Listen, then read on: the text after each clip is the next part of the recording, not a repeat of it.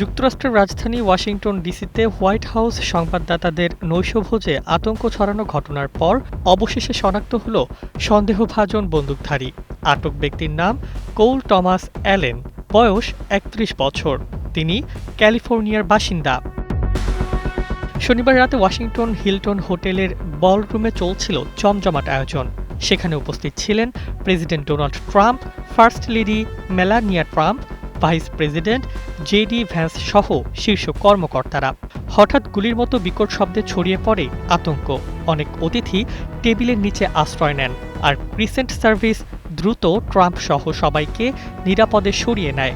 প্রত্যক্ষদর্শীদের মতে একাধিক গুলির শব্দ শোনা গেছে। পরিস্থিতি নিয়ন্ত্রণে এনে সন্দেহভাজনকে গ্রেপ্তার করা হয় বলে নিশ্চিত করেছে ডোনাল্ড ট্রাম্প। ঘটনাটি এখন তদন্তাধীন।